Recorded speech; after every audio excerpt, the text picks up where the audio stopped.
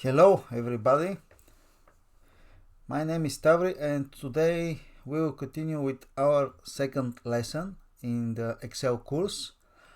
In order to do this, we will open the file that we created last time. I saved this file in a folder on the desktop which is called Excel for Everyone. Inside this folder you can see the file which is called lesson 1. In order to open that file, I'll just double click on it and it's opening.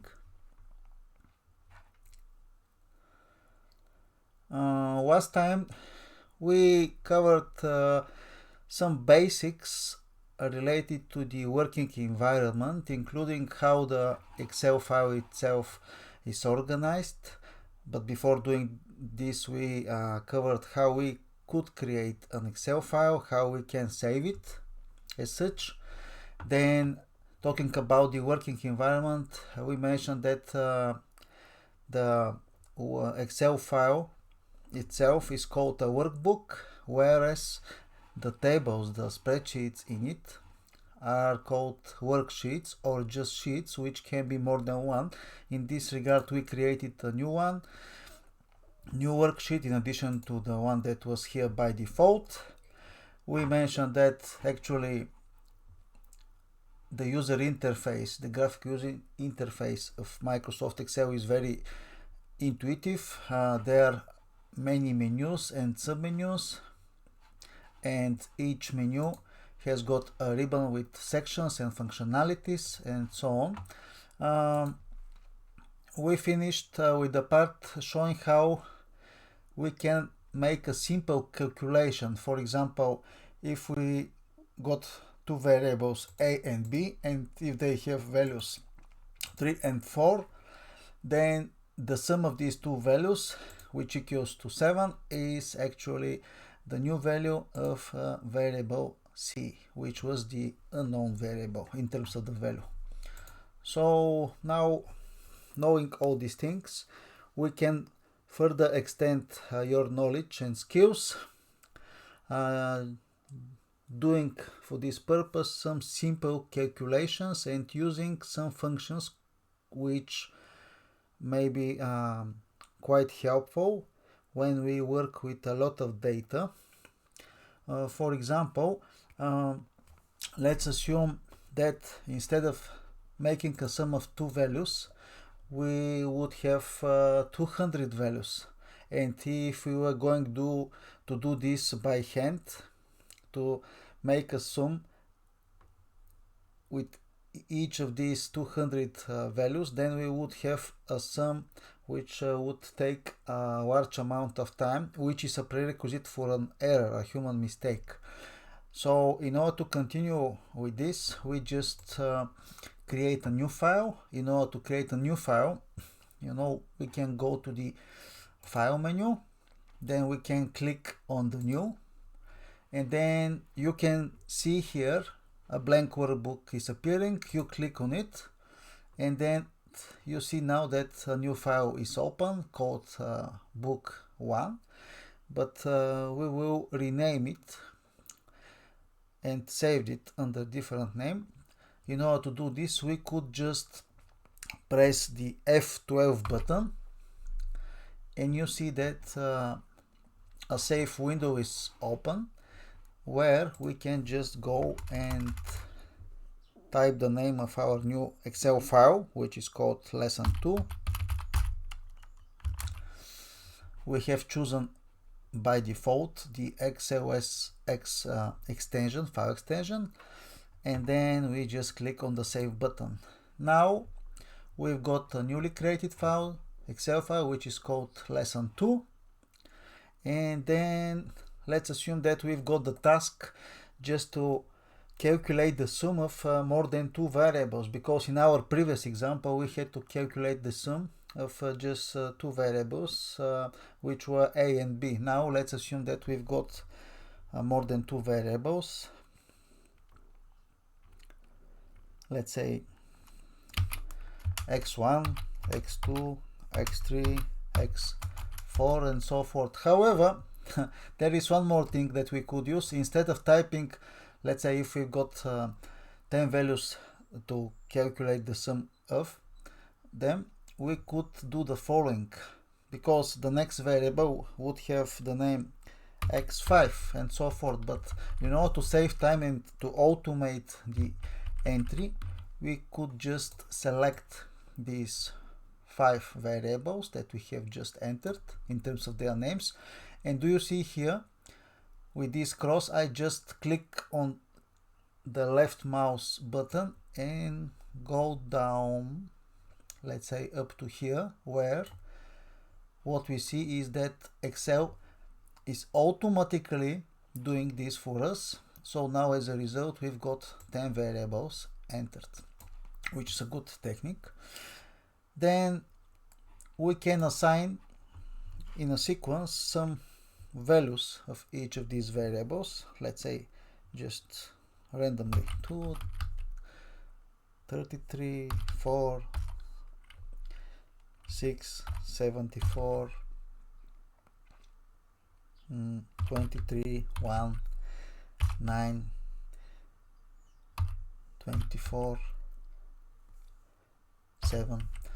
And now one of the techniques that we could use, which we already learned last lesson, is that just to make a sum of these variables. But in contrast to the last example that we covered, here we've got a sum of 10 variables, and if we start doing the sum, let's say x1 plus x2, which is actually the values in cells with addresses b2, b3, you can see what we have been calculating here as a sum, which is essentially the addresses of the cells containing the values that we will need to use in the calculation to make the sum. However, if we continue going down,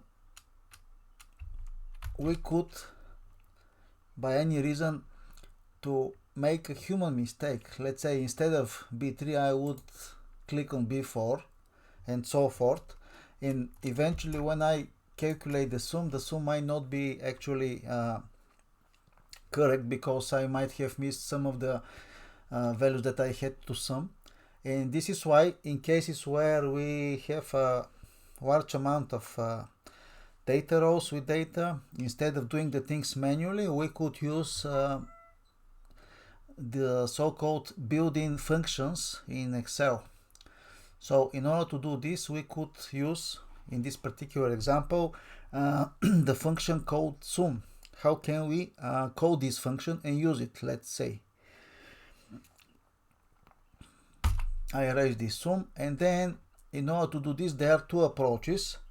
Because I know how it is called, I could directly type in here equal sign and sum, opening a bracket, and then you see what is inside, number 1, number 2, and so forth. And then I could just select the values that I would like to use in calculation, close the bracket, and you see now I'm going to do a calculation which contains the values in this cell range, which is what we want. In order to do this, we just press the enter button, and as a result we can see the sum of these values have been calculated, which sum we can name here sum in this way, just with a label. However, let's say that you may not know the name of this function, or you may not be necessarily familiar with this function. What we could do is just click on the cell, then you can go into the formulas menu here, and then you can see a button called insert function. You can click on this button, and then you will see that insert function windows is opening. However, here we could choose different type of functions. There are many of these in different fields and areas, and in order to do this, or to shrink the filter, I mean to narrow down the filter, we could say, okay, I will need a MAD functions, and then they are listed here in an alphabetical order. However, there might be hundreds of functions, and this is why we could use the search function. So we could type, let's say, sum, Then if we click on the Go button, you can see that Excel is recommending a list of functions which contain the word sum. We can choose the first one, and you can see here this function actually is given on the way it is being used. I mean, you can see here its name and the parameters, the arguments or the values that we will need to pass in order this function to do the calculation for us automatically and return the result. So in order to do this automatically, you can click on the OK button, and then a new function arguments window is opening where you can select the range of cells, in this particular case from B1 to B10, for which you would like to calculate the sum. And this sum has been already calculated, and the value here is 184, which we know already. And then you can click, after the sum has been automatically calculated by Excel, you can click OK, and then you see that the function sum has been automatically entered, and it has done for us the calculation, which is actually the sum of these 10 values, resulting in 184.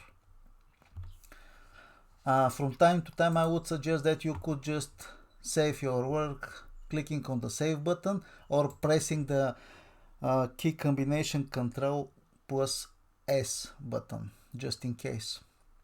So in that way, now what we got is that we calculated the sum of 10 values. On the other hand, let's assume that we would like to use another function which is also very common. If we need to calculate the average of a few values, let's say if we need to calculate the average passing score of an exam, we would then have some values for each of the students who have passed the test to calculate the average score this test has been passed by students. For example, we would have let's say 3 variables in this case. Let's say student 1, student 2, student 3, and each of these students has achieved, let's say, some score. The first student has achieved 100 points, the second 150, the third 200. However, the question here would be what is the average score achieved, and then we know, okay, we could do this manually, just typing the formula by hand, which is the sum of these 3 values in these 3 cells divided by their number, just to get the average score, which can be done manually, as you can see. But as we already discussed, in order to avoid any human mistake, we could do this just using a function. So in order to do this in Excel, we can go again to the formulas menu, click on the insert function button, and then we would like to use an average function. So we can start typing here if we don't know exactly the name of this function. Click on the Go button, and then you can see a list which is provided by Excel with functions which contain the AVE, let's say, word. So we choose the average, and again the average function contains or should contain a sequence of values which are needed to calculate the average sum.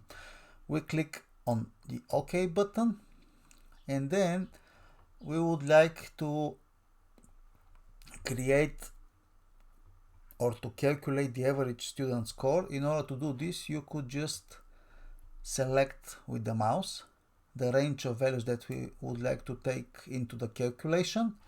You see here the average score has been calculated, which is 150, and then you can click on the OK button, so that you see that this time, in contrast to the previous time when we did the calculation by hand using the formula, here we used the built-in function average, to do this for us automatically, which is less time consuming and it could be more precise, of course. So again, you can go and save your result. What we shortly covered in this lesson was that how we could extend our knowledge and skills when we do some simple calculations such as sum or calculating the average value. Not only doing this by hand, I mean manually, but also using some built-in Excel functions which do this for us. Thank you for your attention, and we will continue in the next lesson when we are going to cover how to create tables in Excel and how we can visualize the result nicely. Once again, thanks, and I'll see you next time. You can now please close the file in the first one. Thank you.